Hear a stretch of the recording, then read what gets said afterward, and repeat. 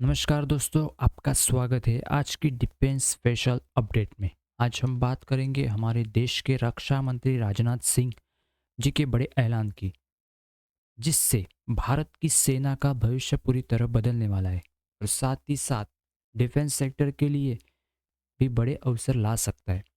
कुछ साल पहले हमारी ऑर्डनेंस फैक्ट्रियाँ, जिन्हें ऑर्डनेंस फैक्ट्रियाँ बोर्ड कहा जाता था, लगातार घाटे में थी।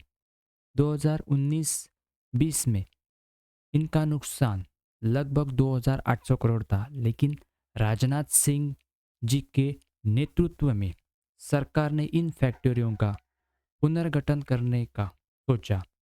उन्हें 7 अलग अलग डिफेंस पब्लिक सेक्टर कंपनीज में बदल दिया।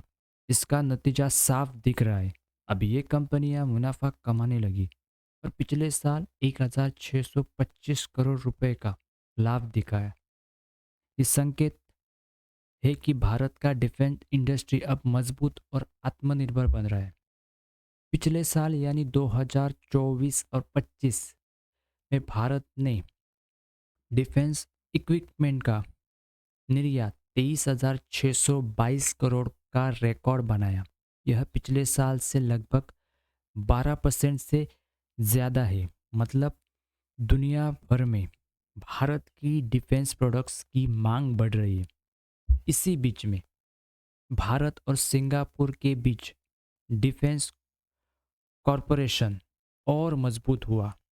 हाल ही में दोनों देशों में बैठक में फैसला हुआ कि ट्रेनिंग, मिलिट्री सिक्योरिटी और डिफेंस इंडस्ट्री में मिलकर काम करेंगे। इसका फ़ायदा यह होगा कि हमारे सैनिकों को नई ट्रेनिंग मिलेगी, हमारी नेवी की पकड़ हिंद महासागर में मजबूत होगी और डिफेंस कंपनी को नई टेक्नोलॉजी और नए मार्केट्स मिलेंगे।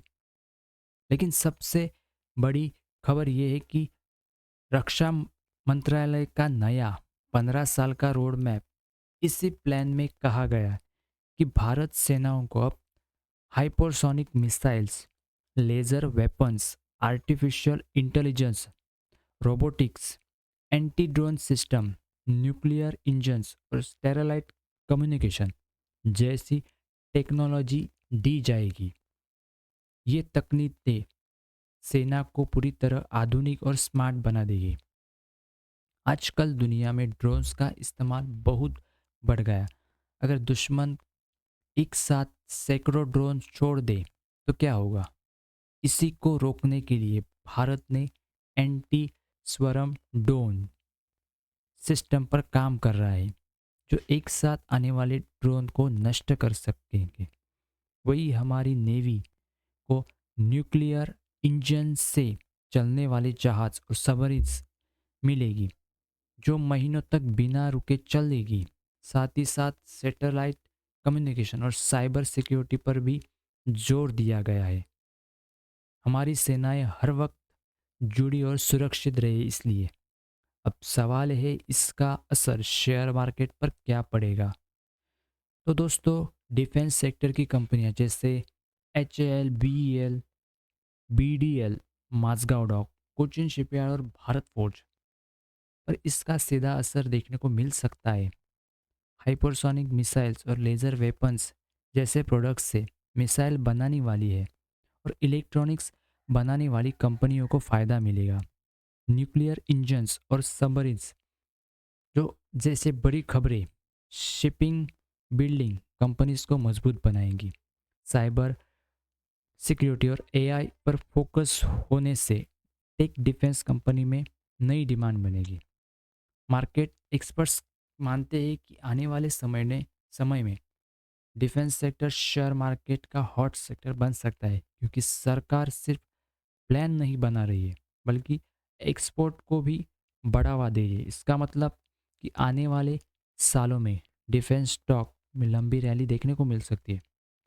तो दोस्तों, कुल मिलाकर कहा जाए तो राजनाथ राजनाथ सिंह जी ने घोषणाएं सिर्फ हमारी सेना को मजबूत नहीं बनाई है, बल्कि शेयर मार्केट में भी डिफेंस स्टॉक को नई ऊंचाइयों पर ले जाएगी। भारत की अब सेना अब हाइपरसोनिक मिसाइल, लेजर वेपन्स और AI जैसी हाईटेक तकनीक से लैस होकर एक नया लुक युग प्रवेश कर रही है।